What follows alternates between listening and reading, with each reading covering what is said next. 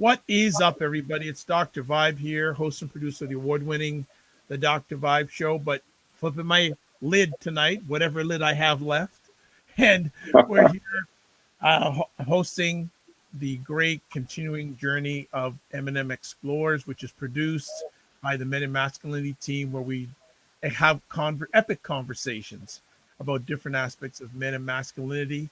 As always, one of the people we love to have sharing and with us is always Robert Leung.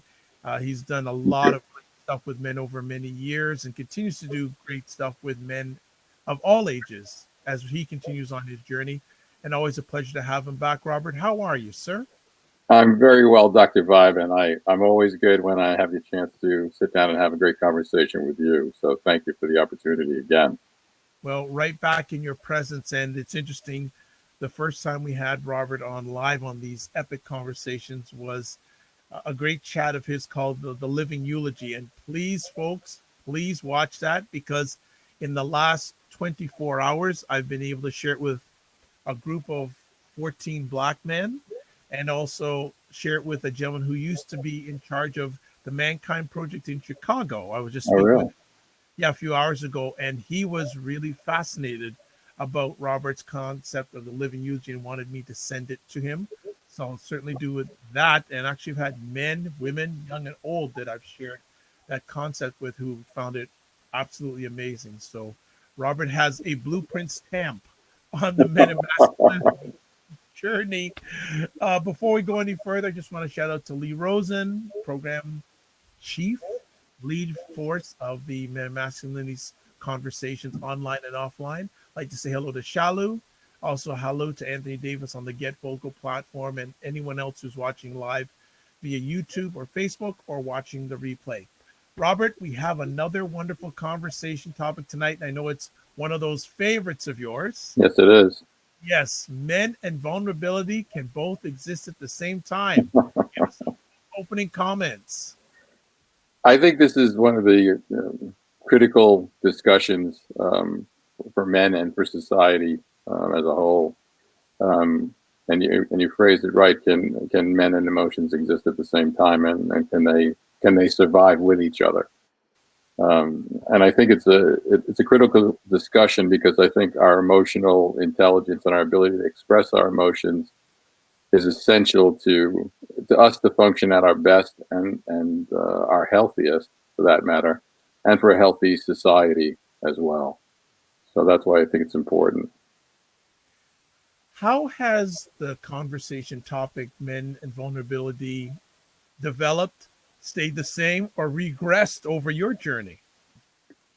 Well, I think over my journey, there was a surge of progress, I would say, through the 90s into the early 2000s, and then it seems to me that it's sort of dropped off the conversation to the level that it had achieved.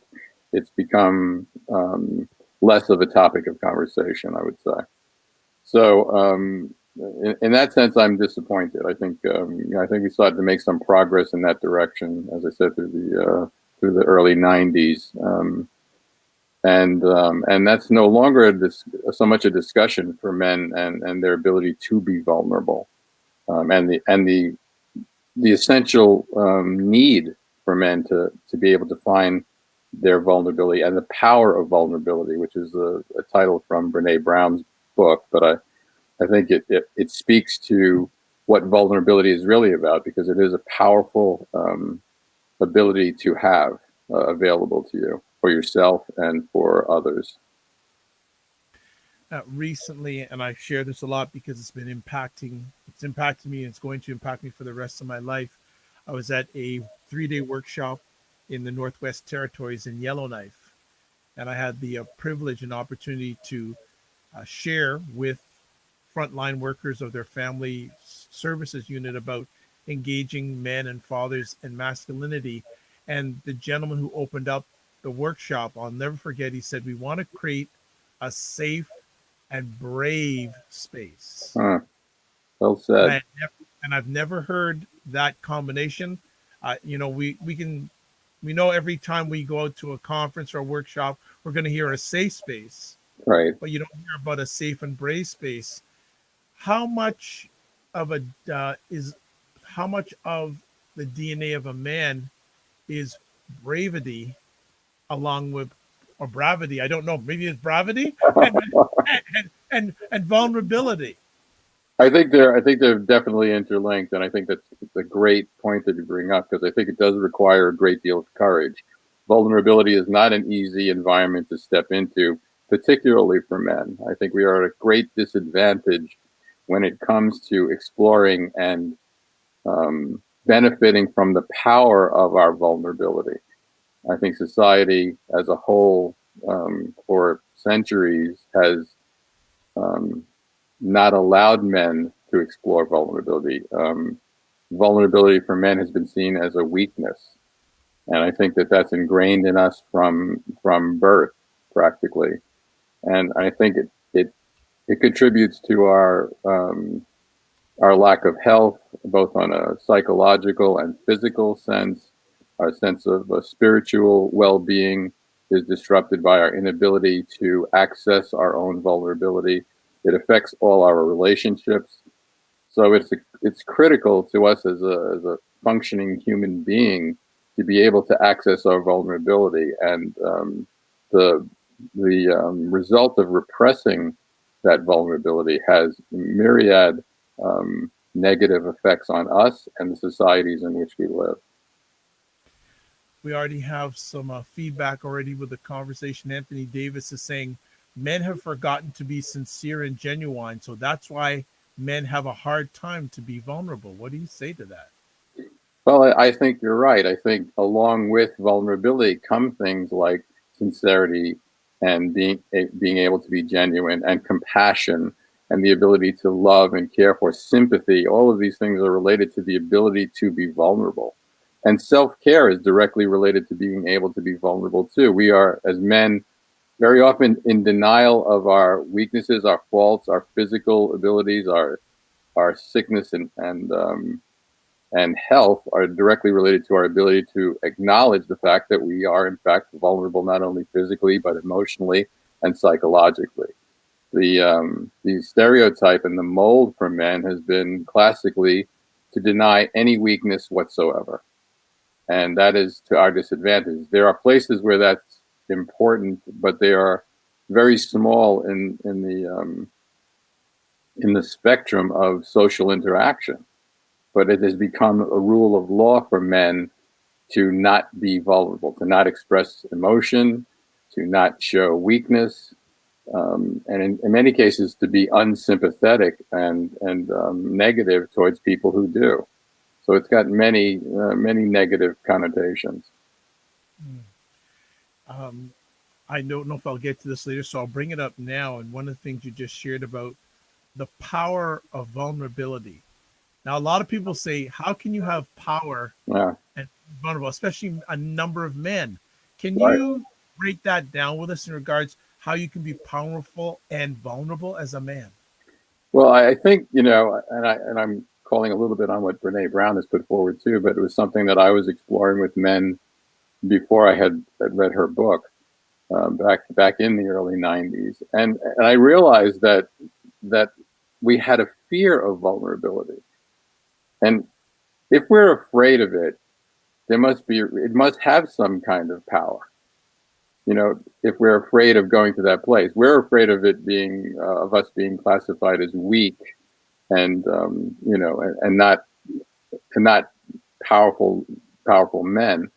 But I think the greater weakness is that it makes us feel exposed, and in some sense, we vulnerability does mean that you are at risk in some way, but it doesn't mean you're weak. And what I challenge men to say is, if this is something that you fear, are you willing to overcome that fear? And if your reaction to vulnerability is one of fear, is that what you want it to be? Now, a lot of men didn't see it that way until we had the discussion, and they realized that they were afraid to be vulnerable. They were afraid of embarrassment and shame and being thrown out of the men's club because they were vulnerable. So there was a lot of fear that they felt around that, and a lot of anxiety around being perceived in any way weak. And vulnerability is not about weakness. It's about being able to expose the truth of yourself, regardless of what that truth is. Excellent. And periodically, I'll be referring to a great document that Robert sent me beforehand, a great PowerPoint, and I'll let him actually delve a little bit deeper as I ask conversation topics about it. And one of the slides on this deck is saying, "Why do we have emotions? You Right, know, why do men have what emotions?" And on one side, there's the survival, fear, anger, surprise, disgust, joy, and sadness. And the other side, moral, higher, pride, guilt, embarrassment, and shame. And right. I'm going, I need to know What, what the separation is what does because a that lot of mean? them are related. Right.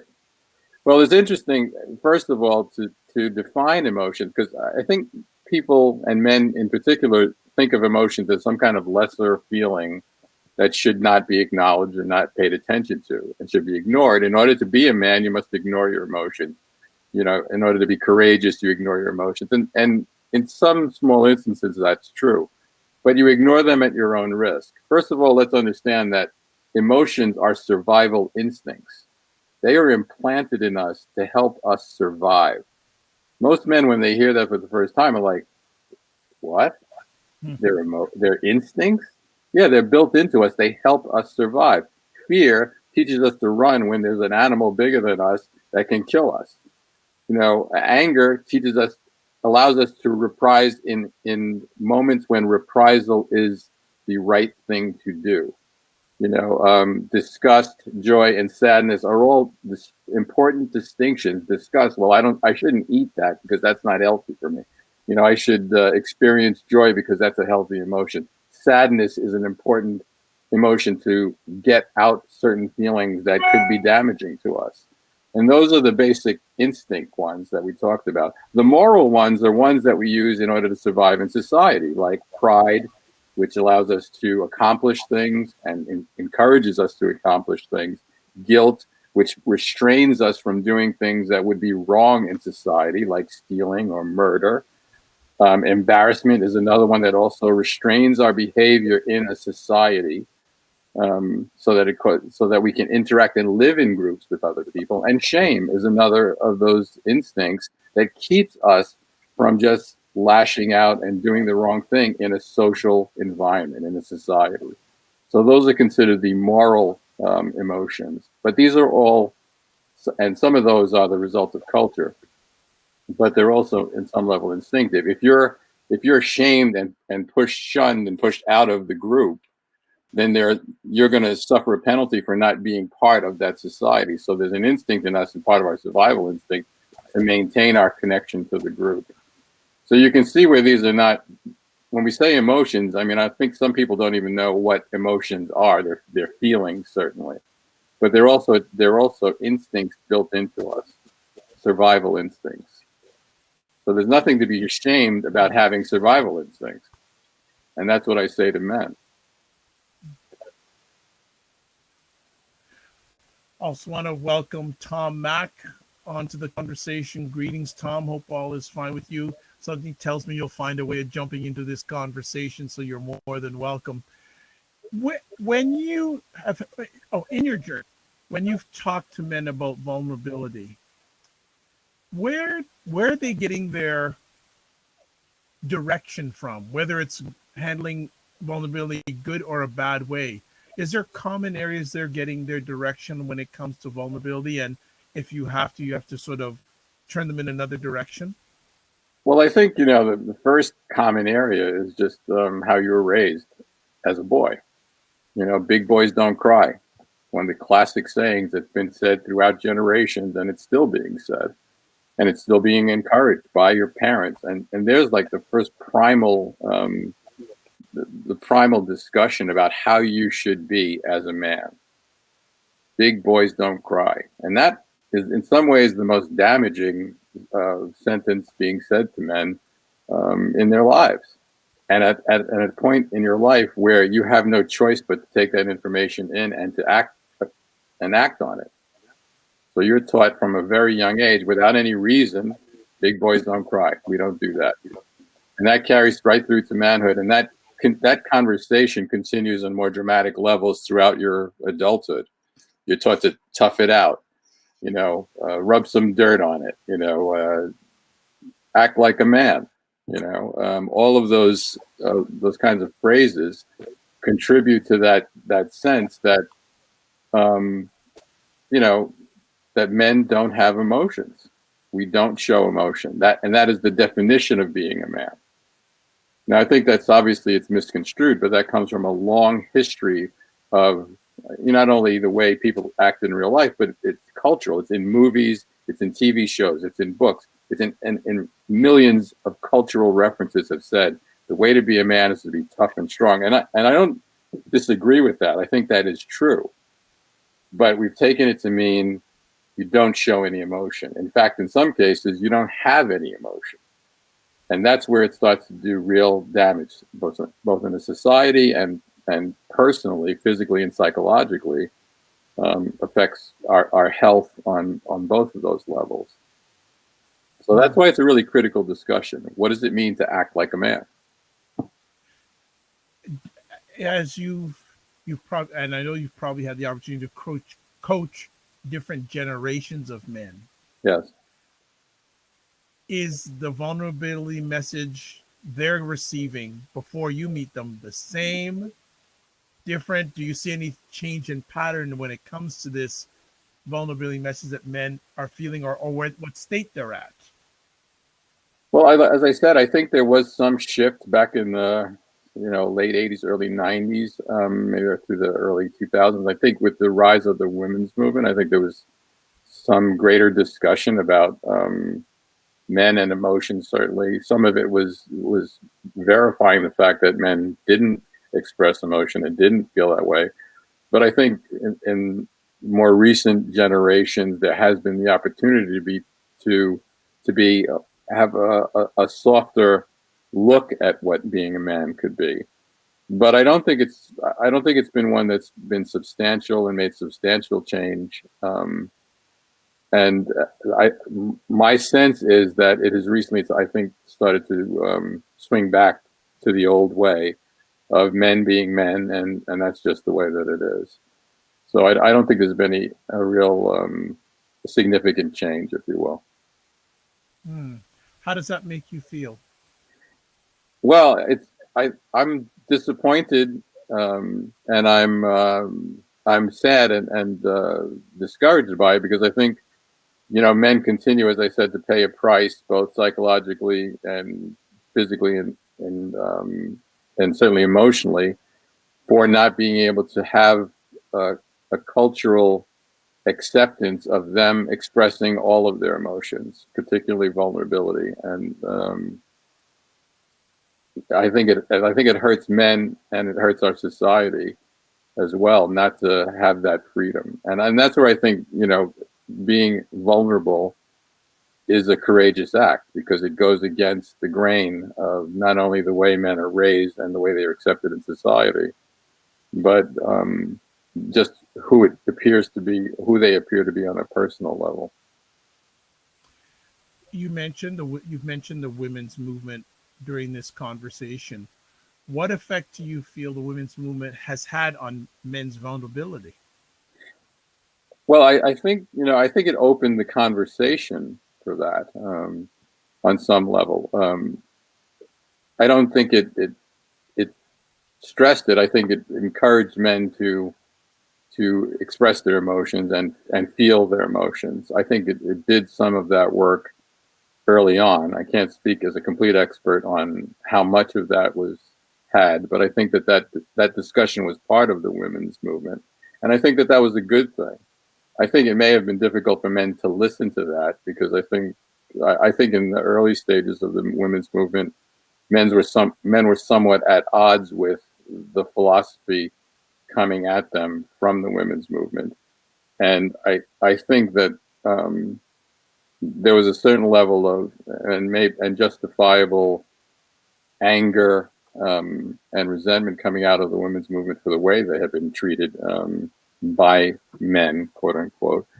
Um, and so it was a much more adversarial kind of conversation. I don't think there's been a dialogue that's been more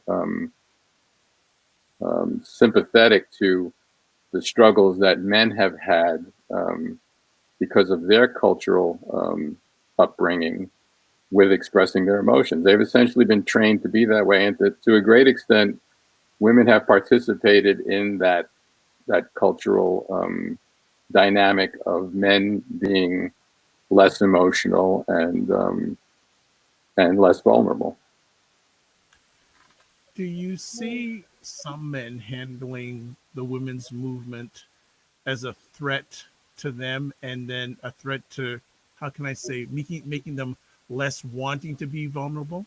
Oh, absolutely. I mean, I think that, the women's movement, and it's not because I think the women's movement is wrong. I don't agree with how they've done everything, but I don't disagree with the women's movement per se.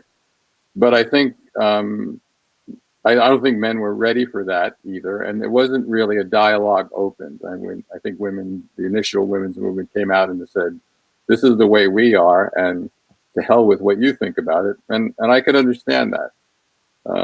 They felt that they didn't have a voice for a long time, and I think that they're right. I have no argument with that at all. I want to make that clear. I'm not against the women's movement at all. I think they're entitled to that, and I think they've done a lot to advance themselves. And I wish that men had done as much for themselves as part of the men's movement to liberate themselves from things like this, the burden of having to not show their vulnerability in order to define their manhood. I don't think that that's the definition of manhood. I think in some instances it's part of it, but not the definition of who you are as a man. What do you feel, or what have you seen in men, some of the consequences of them not being vulnerable? On your deck, you have a consequences of repressing your emotions, and I unfortunately we don't have the deck available to bring up. But what are some of the some neg? I don't like to do that.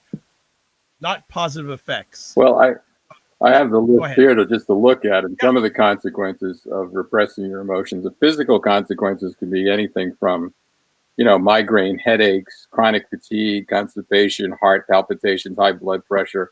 Many of the things we look at and see the results of stress.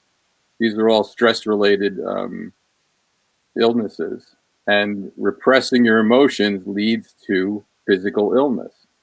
You'll have emotional consequences: anxiety, irritability, frustration, depression, panic attacks, anger outbursts, behavioral problems, overeating, drug or alcohol abuse, road rage, smoking addiction, social isolation, divorce, unemployment, suicide, domestic violence, workplace violence, child abuse, many diseases: cancer, heart attack, stroke, colitis, herpes, rheumatoid arthritis, are all stress related. In fact, most diseases are stress related illnesses. And psychological: OCD, schizophrenia, depression, bipolar disorder. I mean, a number of practically, well, I don't know if it's all illnesses, but a vast majority of illnesses are stress related. And repression is a huge stressor on our lives. And if you repress your emotions, just think of what it's like to not feel, to try to go through life not feeling and not showing how you feel, not even acknowledging that. The pressure on our biological systems is extreme, and it accounts for, like I said, it's like this list is just a brief list of some of the possible problems that are the result of that. Anthony Davis has a great question for you, Robert. He says, Robert, do you see a lack of vulnerability when it comes to sibling rivalry and alpha male stereotypes? Well, it's a good question, Anthony, and certainly there can be. I mean, I was the oldest brother. I had a younger brother. There's that, that that dynamic there. I don't think I was really brutal with him, and I don't think I try to dominate him. But yeah, there's some of that there, and I think, yeah, I think we're affected by the cultural dynamic of how men see each other, and there is a dominance issue with men. I mean, it seems a natural part of the equation, and to some extent, it is a natural part. But it can get out of hand, and if it's further reinforced by society as almost the way cultures operate, and it can be damaging. Yeah, I'm sure that my brother had to outgrow some of the effects of just being the younger brother, but some of that's just family dynamic. But I think you're right. There is a male dominance issue at hand. Okay. And also the whole area of the alpha male Right. and vulnerability. Well, if you're an alpha male, there is no vulnerability. There is no room for that. And I think the alpha male dynamic is one that a lot of men aspire to. I mean, we see it in movies, we see it in business, we see it in politics. We see that idea of winning is everything. That dynamic is really, it's certainly inherent in our society and cultures. And you see that women are attracted to the alpha male. So there's another reason to aspire to that and to act as much like that as you can, because women desire that. At the same time that women in some ways are saying, well, we want you to be more sensitive and we want you to be more vulnerable. We're looking at, look at this alpha male guy. He's rich and he's handsome and he's well built, and well, we want that too. So it's, well, the guys are going like, well, what is it? What do you want? And I say to men, why don't you decide what you want and Mm. let that work it out? Be the best that you can be, and stop trying to define yourself by other people's definition. And the way to access that is to access your vulnerability, access your emotional instincts. Let those be your guide. You have them for a reason. That's kept this species alive for eons, millennium, and allowed us to evolve to the space that we are now. And I'm saying to you, use that, access that emotional intelligence to tell you what to do, to make your own decisions. Because that's, I think, what defines a man, is his ability to make decisions for himself and act accordingly. And you can't do that without all the information. I find that it would be challenging, or it's challenging for many men, just getting by each day and then going into this area of vulnerability, which a lot of times they probably don't have any experience with. And just like it's like another layer of pancakes on Yeah, top of each yeah, other. it is. It's very difficult to find that space. And I think, Tom, sorry, go ahead. no, I was just going to say, I think that's part of the reason. I think men's groups, men's teams, men's organizations have started to flourish, probably in the late '80s, and I don't know if they're still flourishing as much as they were, but there are many more of them than there used to be, and that was a great opportunity for me to explore masculinity. I think men having other men in their lives is a really critical part of that dynamic. And that used to be a part of our society where men had groups. They were either part of a union, a team, um, larger social groups of men gathered together. So there was an opportunity to have more dialogue. I don't know how much, I don't think that's as true as it was before. So I think having men in your life in a meaningful way is a critical part of you allowing your masculinity to flourish and to understand it and develop. And I think that's something that's missing in our society. Well, Tom Mack is here. Hey, Very Tom. big, Hey, Robert. big supporter of what we do. And Tom, how are you and your family doing? We're doing good. It- uh, Robert's speaking. He's hitting me right between the eyes with a few things, and it's so positive. It's because where I was and where I am now, because of being with men for over 25, 30 years, 32 years, whatever it is. It took me a long time to make myself vulnerable. Um, More recently, Robert, you know my wife, Cindy. Um, Sure. Absolutely. and, you know, when my brother passed, I couldn't even talk on the phone for a week, and it was like, and she let me have my space in a very loving way. And it was just, I think it was like 2 nights ago. You could just feel the love from her. And um, she, we've been happily married for 23 years. And 2 nights ago, I said something I wouldn't say in the past. I said, honey, thank you for being there for me for the past couple weeks.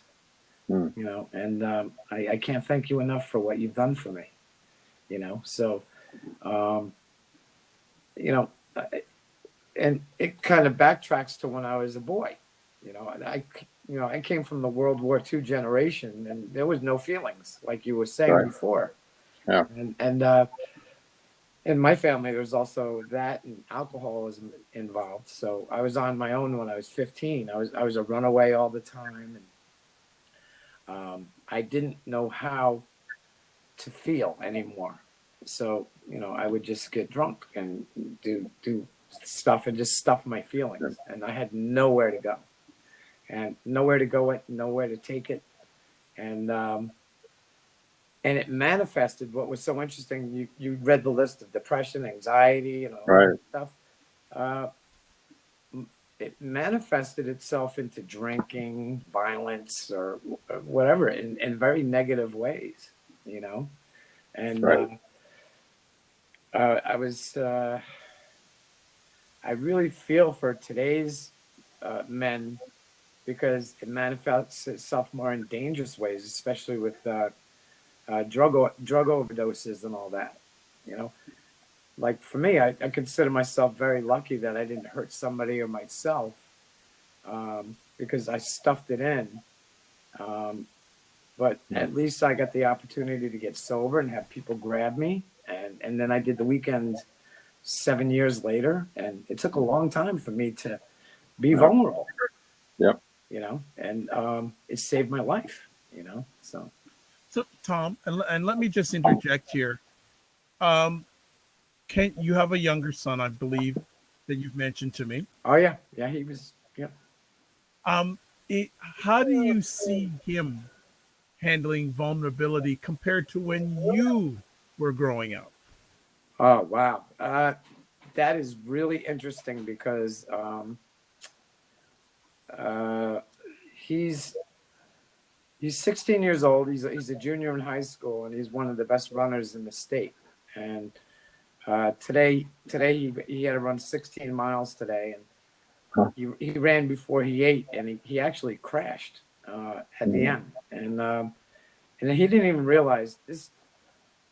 Uh, you know, he took off his sneakers, and his sock was red. His Oof. toes were bleeding. You know, and just like my other son Chris, you know Chris Robert. Yes, I do. We were talking tonight in my gym when we were working out, and I said, Chris, I was a good athlete. I played for the Minnesota Twins, for God's sakes. I, I said, but none of us put together have the commitment that this kid has. But the vulnerability, you know, it's really important for him. The only example I can give you, doctor, is the other, about 2 weeks ago, he was studying for his driver's permit. And he was taking the practice test all night, and he was getting frustrated. And he was bombing out. He was just like, oh, geez, I'm never going to pass my test tomorrow. And he was stressing out. And I just said, listen, man, just go to the ones that you made mistakes on, take a look at it, and just drop it, you know. And if you fail tomorrow, there's another day. You can reschedule for next month, and boom, boom, boom.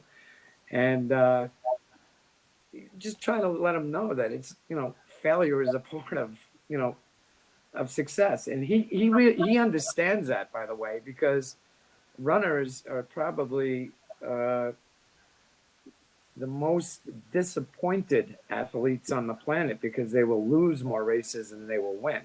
You know, so Right. Right. um, he has a total understanding of that. So just having that small conversation with him, you know, just let it go. Just take one more look at the ones you got wrong and get a good night's sleep. And he felt fine with that. And he went the next morning. His mom took him for his test, and he aced it. He didn't even get one wrong. So you know, Well, that's a I, I, small I, example. That's a very I will say, and you can pass this on to your son for me. Tell him failure is a moment, it's not a person. yeah, That's right. good. Yeah. So I share that. I want to flip back to Robert here. And it's interesting listening to what Tom is saying, and especially with our younger generation and the vulnerability. And it just seems that they're learning from us, whether we like it or not. And it's are you how much are you concerned, if at all, should we be concerned about what lessons our elders are sharing or showing about vulnerability to our younger men? That's a great question. I am concerned. I think to the extent that I think you're right. I don't think we're teaching them a lot about vulnerability. I think that discussion has never been an essential part of the masculinity conversation. It hasn't been. Even in the men's organizations that I was involved in, and Tom and I, and through the sort of from the early 90s through the 2000s, the sort of surge of the men's movement, if you will. There was a lot of conversation. I don't think vulnerability was part of the conversation. I think that was sort of like men's liberation, in the sense that we were actually even talking about, how we felt about anything. But there never was a big conversation about vulnerability. That was sort of real men aren't vulnerable. So my conversation in that environment was always like, voice in the wilderness, I think. And I think the younger generation, I think, has more freedom to be expressive with their emotions, but I'm not sure that's the result of that courageous step into vulnerability. I think it's more of a social convention than it is a political, a psychological decision to step into. At least in my experience of the younger men today, I think they have more opportunity to express their emotions, and to some extent they do. But I'm not sure, as I said, it's an example of them feeling like they're taking a step into a courageous moment. And maybe that's a good thing. I'm not certain about that. I still think we have a lot of work to do in that arena of really understanding what the power of vulnerability is. And I'm a bit disappointed that there isn't more of a men's movement in that direction. Why do you think what do you think are the root causes of the lack of that being addressed, Robert? That's a great question too. Off the top of my head, I would say that, for the men that it affected most would be, probably Tom and I of that generation were much more in conflict with that issue because of the experiences with our father and our father's generation. There was much more like, you don't go there. That's the rule. You don't show your emotions. That's what being a man's all about. You see it in every movie, every book. As I said, it's a cultural, dynamic. And we came up against that, but we did it as a movement of men, and I think that's what separated that issue. I don't think there's the same kind of men's movement that exists right now, asking the same kind of questions and learning from each other what it means to be a man in the same way. I mean, I don't think that movement is at the same level of popularity as it was 20 years ago. So I think that's a big part of it. Why I don't know. That's a great question. That's my take on it, though. Okay. Before I know Tom Mack has something to say, because I've seen his fingers sort of moving around his list. So before we get to you, Tom, just want to shout. No, I'm good. Okay. Well, I thought. I'm listening. No problem. I just want to shout out our friend Roden. Thank you so much for being back here again tonight. As always, thank you for your support. It's appreciated, not taken for granted. I just, from what you've just shared over the last few minutes, Robert, I'm concerned, because there's a generation of elders that still are challenged by vulnerability, and every success needs a successor. Yeah. So point. I'm hoping that the succession planning when it comes to vulnerability with our especially our younger men, gets a good foundation. I hope so too, and I think that requires leaders to step up, like you, and others, to continue to have those open discussions, Just wanted to say hi. and for men to seek out other men and to have those kinds of Very conversations. good friends of mine.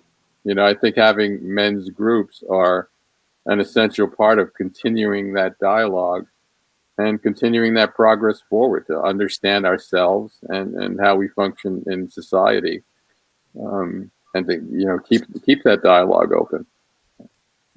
But there is room for concern. I'm actually going to ask both of you this question. Can you share with us your lives before you were vulnerable and now because your life is more vulnerable? What's been some of the differences? And this is not only just for you to speak, but I think I want to hear this for the impact of those who are watching, especially men and boys, what your vulnerability transformation has meant in your life. You want to take a shot, Tom?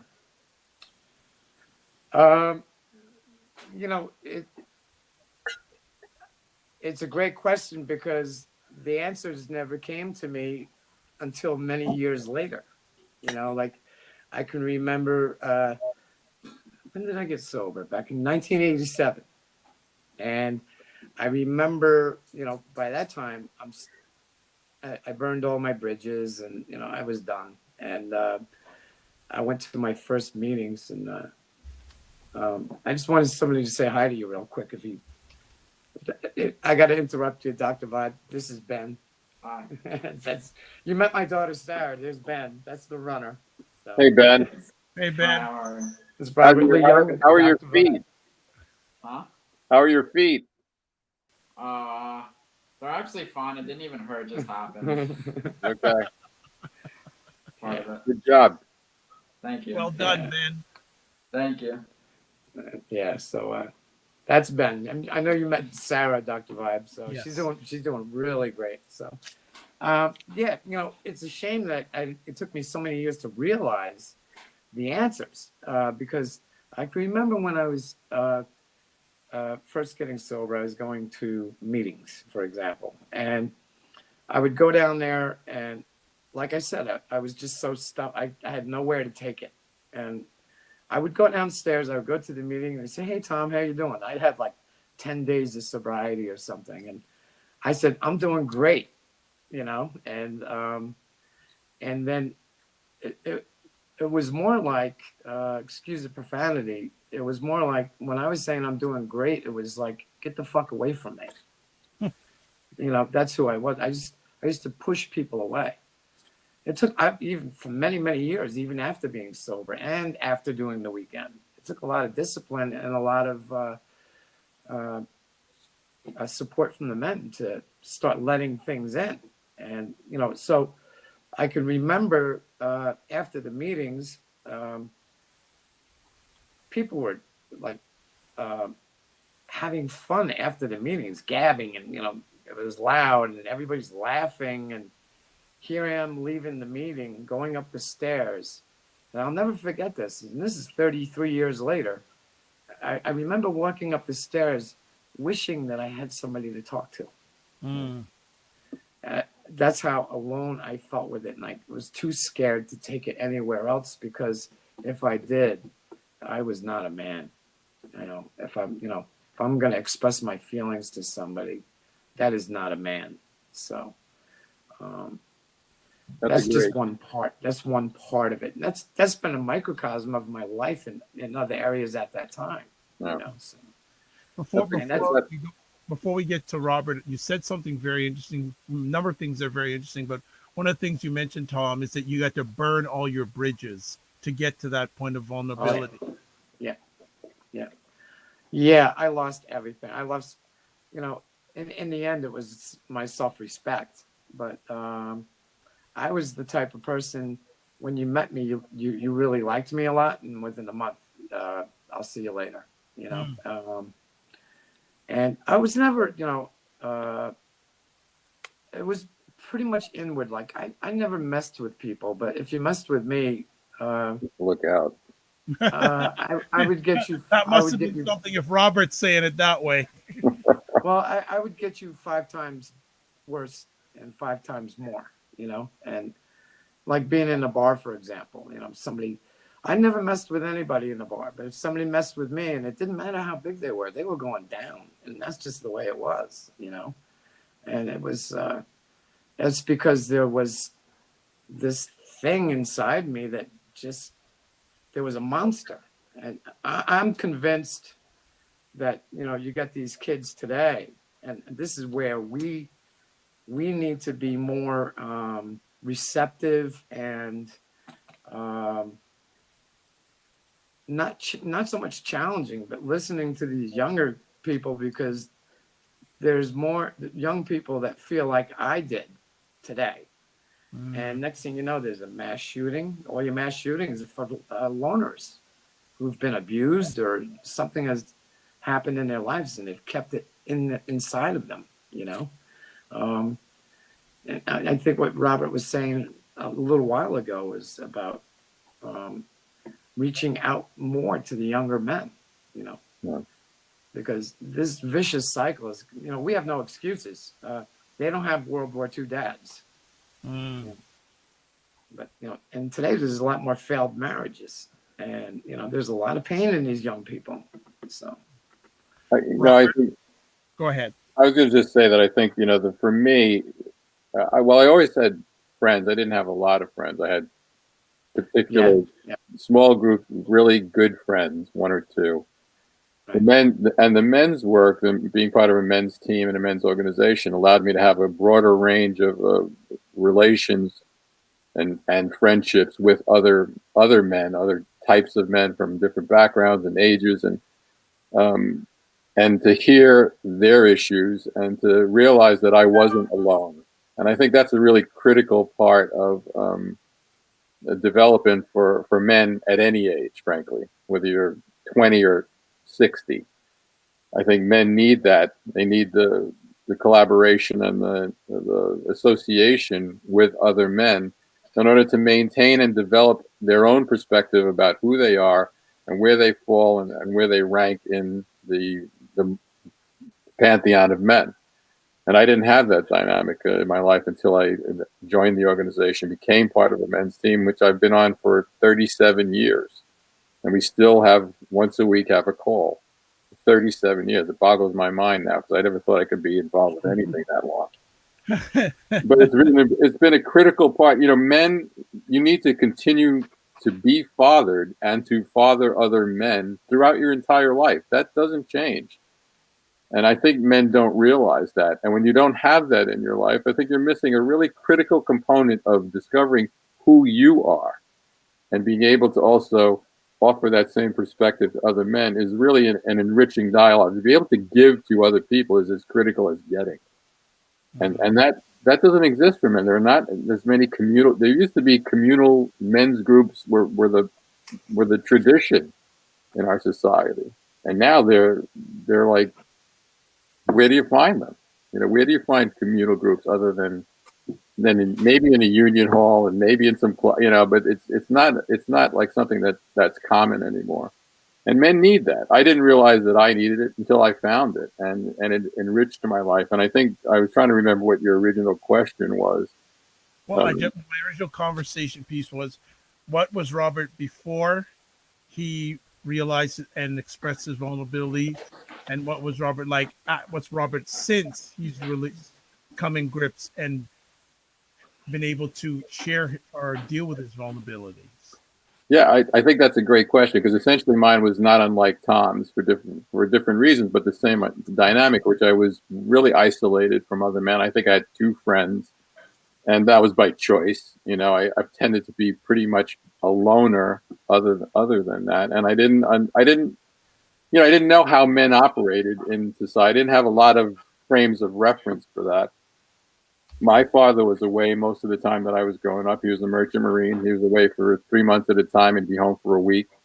So, you know, I didn't really have him as a model. And it wasn't until I joined this men's organization and became part of a men's team that I really started to get some perspective about what it meant to be a man, how I fit into that, you know, where do I, you know, how do I operate in that environment?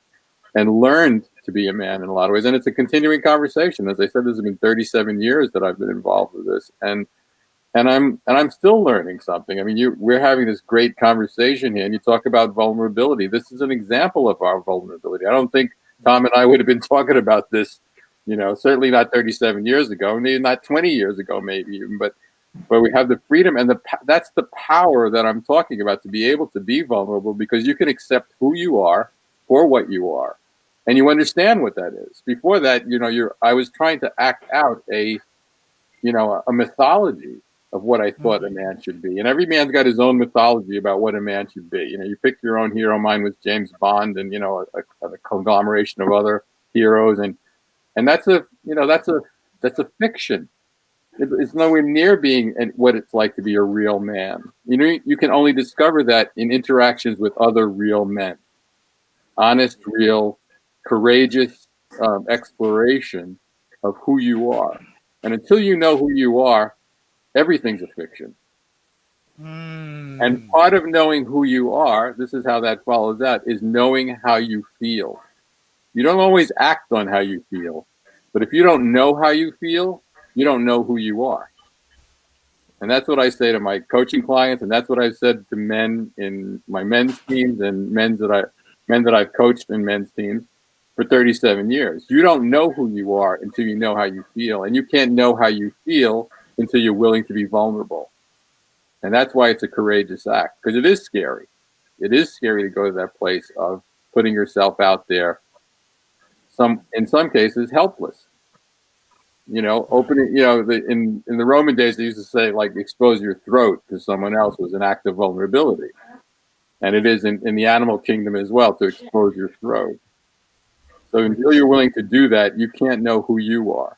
There's only a couple people. That's good stuff, Robert. Like we said on the Dr. Vibe conversations, you're dropping some knowledge bombs there. Thank you, sir. I'm inspired by being on your show and your presence. It's our show. It's the Men of Masculinity conversation. That's good stuff. Tom Mack, anything you're wanting to add, since Robert just dropped the mic, so to speak, there? It was kind of funny because the vulnerable part was I'm actually in the dining room. Usually I'm in my office garage, my gym when I'm here, and my wife just walked past. I said, vulnerability. Like 10 years ago, I wouldn't even say this to my wife. She was walking by. I said, "Why don't you come over here and just say hi to Robert?" And she goes, "No." So she sends a say hi for me, okay? Yeah, she was just like, no. But the thing I appreciate is what men have done for me, and I think we still owe it. I think we still need to pay it forward more and be better mentors and listeners, and open these to them. You talked about the tough guys like Clint Eastwood. You see him in the movies. He was always very not a word. Right. All he would do is spit his tobacco out, and right. You just knew where he was coming from. Right.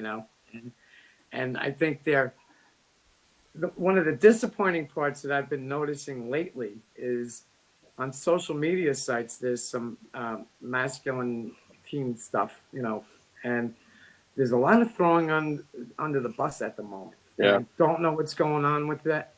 It's men are playing victims. They're making men wrong. Yeah. And I hope it's just a temporary thing. It's not, it's different organizations and it's just a very weird vibe lately. But in closing, I think social media is a whole different animal, and yeah, it really is. It's hard. It's like texting. It can be taken out of context. Yeah. I mean, we had to make a commitment when we joined the organization, and there was a list of things we committed to, and you were inspected by other men on the team, and there were levels of behavior that were not tolerated. I mean, there were rules, and they were tight. It was like being in the quasi-military from that perspective, and there were consequences for breaking that. And I think that's one of the things that's also missing is, a group environment where there are consequences for your behavior. Right. And I think that's an essential dynamic to, creating, a respected and honorable environment for conversation and dialogue. And I don't see that very much anymore, No. And the vulnerable. Sorry. Oh, I'm sorry. And for me, in closing this part out, for me is like I've been doing a lot of reflecting since my brother passed, and I was actually in a state of confusion a few times, and I went to this pond. We grew up behind this big pond behind the house, and I spent my whole childhood with my brother. He was my protector. He was my hero. He taught me everything, and my father's my father, And I even went through a little confusion, like, well, who really was my father, And I had to really let that in instead of push it away like the natural old Tom wanted to be. I had to make myself vulnerable and be there, and and feel it, and really come from a place. It's like, yeah, he was my big brother. My father was my father, and and how much love there is for both of them, and how painful it really is, and just honor them. And the only thing that I can think of is, I said this at my brother's service, my first brother that passed away. It's like, think of something that you admired in him. Master it in your life. Master that part that you admired about him. Master it in your life, and his spirit will never die. So I'm reflecting on, what do I want to master about my brother that I admired about him? And I'm going to get to that place, and I'm going to apply it in my life. So I think that's a great way to honor him. Yeah, that's a great. Oh, absolutely. Yeah. Anthony, you've been patient. What do you have to share? Hey, well, hey Tom, how are you? Hey, buddy. Anthony. I just kind of want to hop in, and this kind of relates to some. I'll get out of the way. So no, well, Tom, you can stay in if you want to. Listen, if you want to. Okay, go ahead. But go ahead. But no, I just kind of wanted to hop in and just kind of tell a little bit about my story, and this kind of gives some retrospect about what some of the questions I asked earlier. I'm a 45-year-old man and single. Never had a father much in my life because my mother and my father officially got divorced when I was 6 years of age, my older brother being 10. And because of that, living in a household where there was my single mother, the only men that I had in my life were a friend of the family who rented a room in the back of our house, and a few other men that I had in my life, my older brother, which really wasn't a very good, that was kind of a, what's the best word I'm looking for? Even though he was a figure in my life, I do realize that he rivalry and also an alpha male kind of dominance. He was the alpha male. I'm just the younger brother, and still go through a lot of that to this day. Him being 49 and me being 45. I'm the alpha male. You're the beta male. I'm threatened by you because I see your potential, so therefore I'm going to be the alpha male. When I was that age, one of the things that taught me a lot of humility was the fact I didn't deal with rejection well by women, my peers, everything else. That taught me a lot of vulnerability, and also the fact that was the age that I turned a type 1 diabetes. Mm-hmm. And because of my type 1 diabetes, I had a lot of health problems. I still have a lot of health problems in my life. And that taught me a lot of vulnerability. to the point that an ongoing health issues makes you a very vulnerable person. Yes. It gives you a lot of humility. It gives you a lot of sincerity. Yeah. It makes you realize that life is short and you take things, a day at a time. And sorry, I'm going to cry. Trying not to. It's all right. Um, This is a safe, brave space, my man. You know that. Even though a lot of that has affected me in my 40s, I'm going through a lot of situations now, family situations, where I'm trying to my um, gain my independence again, gain my strength, gain who I am as a person because of family situations, an overprotective mother. Yes, still dealing with that in my 40s. Overprotective mother and a brother who is an alpha male. And constantly just, yeah. Yep. I get it. Yeah.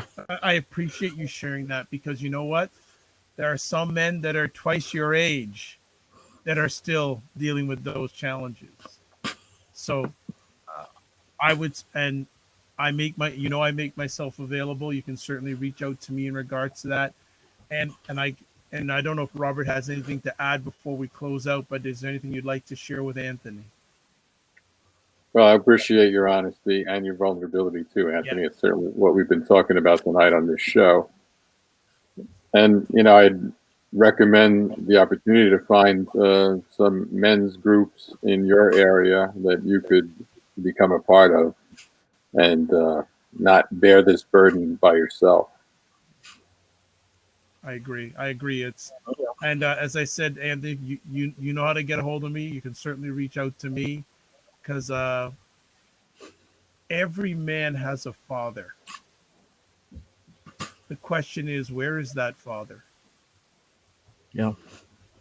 Well, like I said, I didn't have my father around. The only time he was around is when he remembered, oh, I have two sons. It's their birthday. It's Christmas. It's Thanksgiving. Oh yeah, let's just go on a fishing trip because I'm going to be the father. But that wasn't a full-time father. That was just a father of convenience. To be honest with you, the only time I ever saw him is whenever he was trying to uh, give me a gift because he thought he was trying to, um, forget the fact that he wasn't a full-time father and that he was actually the father of his stepdaughter more than he was me. Well, Anthony, you're going to have to find some way to get past that story. Yes. Because that story is as much a part of holding you back as the circumstances that got you where you are now. You're going to have to, as part of what a men's team might help you develop is the strength and the ability to stop telling yourself that story and to move past it.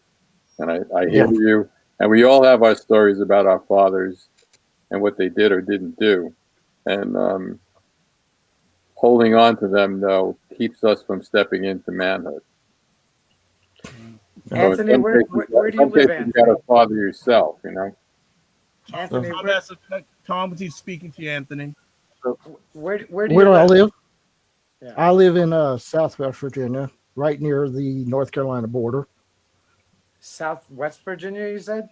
Yeah. Right. It's Southwest Virginia. It's right near the North Carolina border. All right. There's a lot of great men's groups down there. And Dr. Vibe, if Anthony does get a hold of you, feel free to give him my phone number. Shall do. Okay. Robert, I would love to speak with you. I'll hook you up with Robert, I'm going to let you have the last word for tonight. Well, this has been a great conversation, and I appreciate everybody's contribution and the vulnerability and honesty that they've shown in it. And it's an honor to be here with you. I guess the last word would be for me is to honor your emotions. Remember that they are part of your survival instincts. Doesn't mean you act on them all the time, but let them inform you. Let them let you understand more about yourself, and let them allow you to bring you to the power of vulnerability, because they will, if you understand them and you honor them, they will do that. So thank you again, Dr. Vibe. No problem. How can people touch base with you, Robert?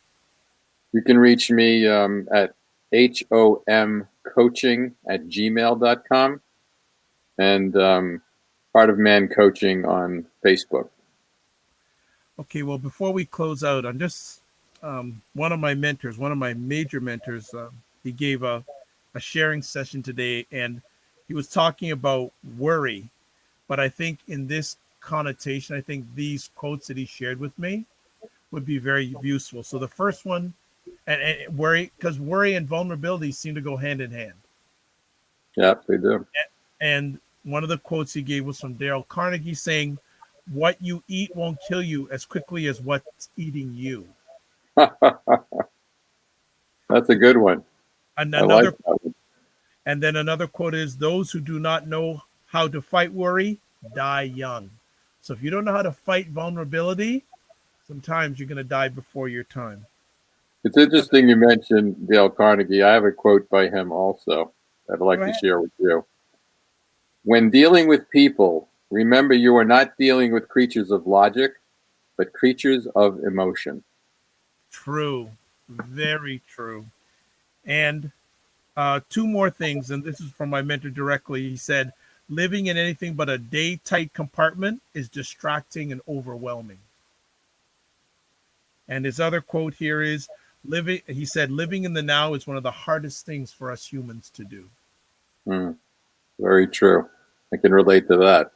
So, on that note, I'd like to thank, of course, as always, Lee Rosen, the driving force of the Men and Masculinity team. Tom Mack, as always. Anthony, again, Anthony, thank you for your vulnerability. Also, Tom Mack, thank you for your vulnerability, as always. I'd like to say thanks to Roden, as always. I know there's some people watching on YouTube, on Facebook. Thank you very much. I'm Dr. Vibe. I'm a member of the Men and Masculinity team. If you want to find out more about Men and Masculinity, go to the website. You'll find all the information, and also catch the epic replays on the YouTube channel.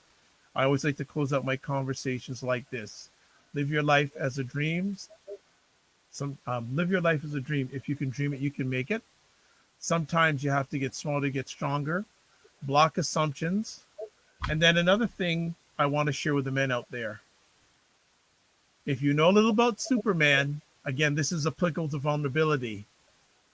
Every man has his kryptonite. Do you know what your kryptonite is, and are you addressing it? Key to your vulnerability.